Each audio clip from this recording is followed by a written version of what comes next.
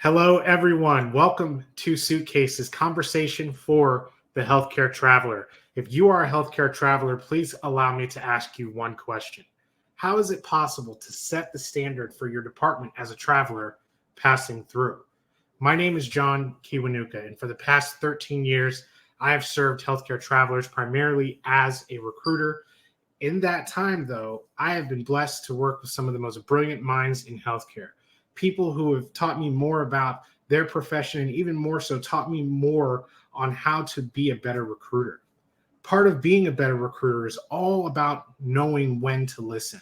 That is why SuitCASES exist. SuitCASES is a platform for current and former travelers to share feedback from previous experiences to help others as they embark on their next adventure. Thank you for joining us here today. Our topic is centered around setting that standard as a traveler, and our guest is a great friend of mine and a former healthcare traveler. She currently serves as the lead case manager for a major hospital system in North Carolina. Everyone, please help me welcome Tina Lipscomb to SuitCASES. Tina, how are you doing today?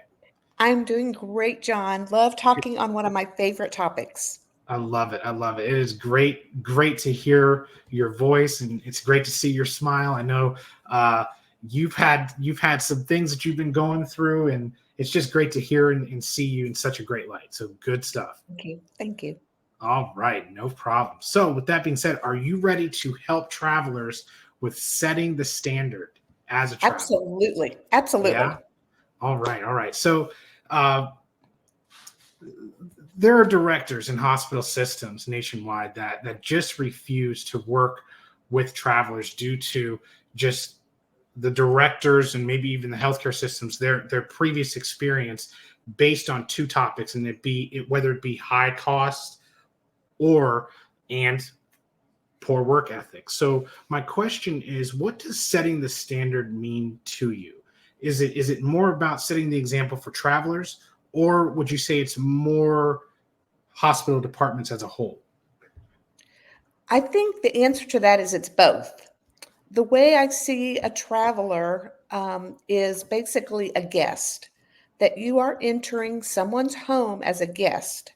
Excellent. So when you go into someone's home as a guest, say for dinner, you're very respectful, you're very considerate. You certainly wouldn't, I hope, you wouldn't go into somebody's home and say, oh my gosh, that's the ugliest couch I've ever seen, or, oh, this dinner is terrible. Because think about it, if you did enter someone's home and do that, what do you think the likelihood of you being invited back is? It's pretty poor. No one's going to want you back. You've immediately become the guest that nobody wants. And that is the same thing when you enter a healthcare system. You're entering as a guest into their healthcare system and into their department. And you have to be respectful and you have to be considerate and be aware that you are there as a guest. Excellent. Okay. So let's talk about just being in a room filled with travelers. You know, when you were traveling, I remember pretty vividly that there were just moments where people may have just been threatened by you as a traveler, just as much as and even just your approach to the attitude and everything. How did you handle that aggression or just the people that may have been threatened by you? This actually has come up lately at work, my own job, because what we've talked about is those case managers that we've used the phrase high functioning, which at first I didn't like that phrase, but now I understand. But it's high functioning, or people who set the bar very high. And there's a lot of case managers out there, both as travelers and full-time staff, and how those people can sometimes be perceived as intimidating because they are strong, they are confident. And when they're not there, people say it's like because you set the bar so high, people say, that isn't even achievable. I can't do what that person does. So how do you manage that? And, there is some resentment. So the thought that I have is that you basically, like any environment, you have to adapt to the culture. So if you sense that there is a lot of resentment or you're being seen as intimidating, you need to figure out how to tone that down and be able to adapt to that culture. But at the same time, you do not want to um, do less than stellar work. You still want to keep your standards as high, but find a way to minimize the intimidation factor. Gotcha. Now, as a traveler for yourself, were you ever put in that position, and how did you adjust to that at the end of the day?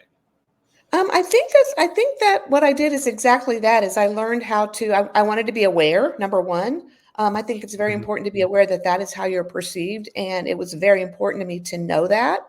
And then I tried to figure out how I could again adapt so that I did not want to be seen in a negative light and in any way present as a threat or an intimidation to anyone. So basically figured out to be aware and how to adjust that behavior or whatever it was that was causing the conflict.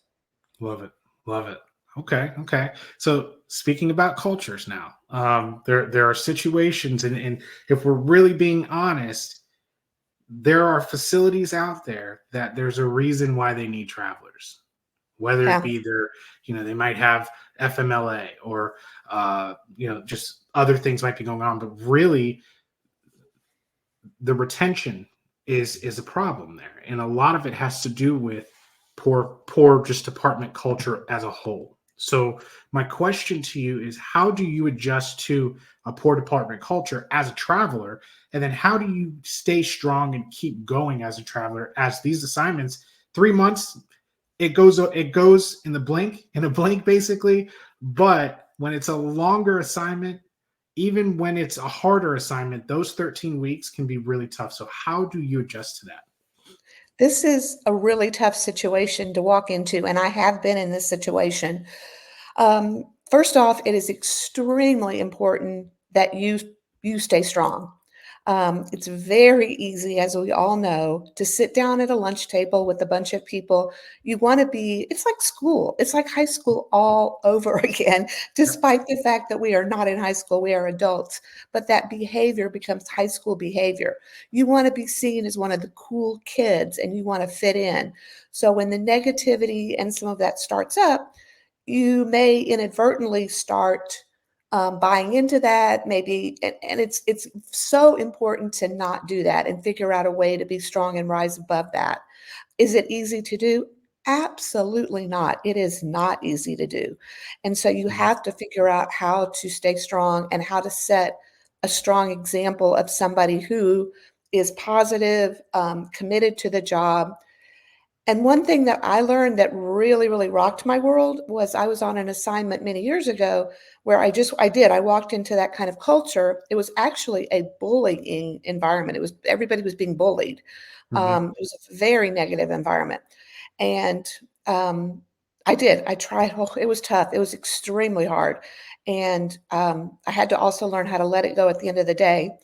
But it was actually over almost 2 years after leaving the assignment, that someone came up to me and said, I need to let you know that you made a difference by I let them be aware in a kind, respectful way that they had a problem, that they had a bullying problem. And I said, I think this has been going on for a long time, and I just want you to be aware. Did not criticize, did not make suggestions how to fix, just basically made them aware. And apparently, by making them aware, years later, I turned out that I had left footsteps of positive change. And they actually kind of broke up that bullying group and were able to reinvent their department in an incredibly positive and encouraging way.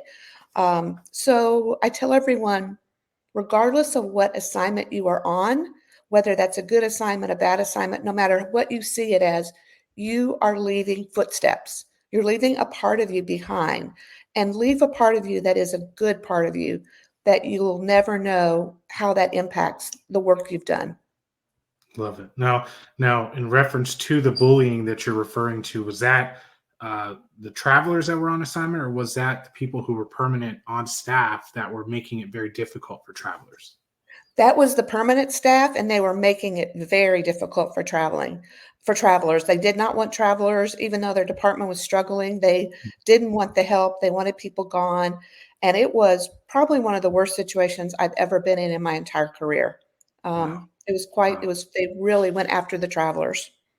So if there was advice that you would give travelers right now in terms of how to communicate with said situations, maybe a conversation that is positive, upbeat, maybe that's the approach. But is there anything you would suggest they say to situations like that? Um, Meaning to the people who are bullying, to the actual Yes. staff. Yes. I don't know that I have the exact perfect answer to this. What I chose to do is the person what how the kind of the scenario that played out with this situation was you came into work and it was instantly it was very, very strong bullying. Like they actually said to someone who was in the same office that we were all in something about fat people. And it was Mm. like the person who they're referring to was sitting right there. So, or there was a negative comment made every morning. So basically what I chose to do is I kind of basically kind of went in one ear and out the other. I didn't even buy into it, didn't acknowledge it. And then the next thing that came out of my mouth was, "Oh, good morning, so and so. Nice to see you. I hope we have a good day today." Mhm. So I just tried to completely ignore the fact that it was even happening. And I can't say it always worked Mhm. because this person's energy, but their energy that they fed into every day was the negativity, not the positivity. But it actually eventually it took her power away. Took her power away, which is very interesting to see that happen. We always think about negativity as like a bowl of punch. That if you add a drop of poison to a bowl of punch and everybody drinks that punch, they poison themselves. So it's like, how do you not drink from that cup? How do you not drink it and get even and just not even let it be a part of you? That's incredible, and I'll tell you that we even see it in staffing. Any company, any organization will see that, and that's a great analogy. When you put just one drop of poison into that punch and everybody's drinking it, it turns into a very tough situation. So thank you very much for sharing that. That was excellent. Okay, so last question. When you traveled, what were some of the activities? And this is kind of a bonus question, but what were some of the activities you did to avoid the loneliness and the isolation? And the reason I'm asking this, a lot of times, if we're talking about just being in such a stressful situation, especially for that last example of being in a poor culture, you don't want to quit, you want to see it through. Those feelings of loneliness and isolation are going to inhabit you. So, are there any activities you would suggest specifically to those that are going through that situation? And I actually did that on that assignment as well as other ones. I see traveling first off as an adventure. So you're in a city that hopefully you may not know. Hopefully that'd be fun that you've never been there before. So you see it as an adventure and you look for things that you can do that are things you love. For example, a favorite walking or hiking trail. A favorite burger place. It's like how much fun it is to find what's the best burger place in this town? What's the best Mexican restaurant? What's the best theater? But it's just like it becomes an adventure. So I'm going to give you an example of something that I did that it also expands you as a person because it's so much fun when you challenge yourself and you get out there and you do things alone and you do things you may never have done before. But I was up in the Philadelphia area and I heard about these Russian spas, literally a Russian spa. And I'm thinking, Okay. like, what the heck is a Russian spa? And so I read about it and I was like, I want to go. So I said, I want to go explore this. So I had to rent a car, but which was not a big deal. But I rented a car and figure out where to drove to this place on a day off. It was the coolest thing I have ever done. It was like walking into another country and another culture. And at first it was a little intimidating, but then I absolutely loved it. And then when I went to New York City, I was like, "Oh, look, there's a Russian spa. I've got to do this again." Because it Love is. It's like see your assignment as an adventure and find things that you absolutely love and go out of your way to explore. And number one, it's going to energize you because you're going to be like, wow, this was such a cool thing to do. And it's going to energize you when you go back into work the next day or the day after that. And you're also going to leave with a great experience in your heart from that assignment. Absolutely. Absolutely. Okay. Okay. So last bonus question then, since you mentioned your favorite burger spot, Uh-oh. what's your favorite burger? Oh my gosh. Okay. Okay. This is y'all are gonna laugh at this one. But I absolutely love a restaurant called What a Burger. Now there's something called What a Burger, 3 words. This is What a Burger, 1 word. It originated in Texas in the 60s, I believe. It goes way back. And they're starting to expand them into other, like there's going to be some in North Carolina, and everybody who's familiar with it are like, What a Burgers are coming. What a Burgers are coming. So I love What a Burgers. I don't know why, but it's what I grew up with. And then I also love Sonic. If I can find a Sonic, again, just kind of, but hey, it's just one of those guilty pleasures. Excellent. Me as well. And you hit it right on the nose. I will second everything you just said. I have had a lot of burgers, and What a Burger is up there. It is great. So good stuff. Well, that's it. Thank you so much, Tina, so much for joining us. You are consistently somebody that I can tell you that I rely on just for knowledge, just for updates, just for just education of travelers specifically, and hope to set the bar because you are one of a kind. So thank you, thank you, thank you. You are very welcome. I consider it an honor to do this work. So I thank you for letting me be here. Absolutely, absolutely. Well, we'll see you next time. Hopefully you'll come back to Suitcases and we'll take it from there. Absolutely. Okay. All right. Absolutely. Talk soon. Bye. Bye. All right. There you go. Short, sweet, to the point. Tina Lipscomb is one of a kind. And if you are interested in joining us, by all means, please feel free. We'd love to hear from you. Tell us how we did today. But in the meantime, or until that point, thank you for joining us here on SuitCases. We'll see you next time.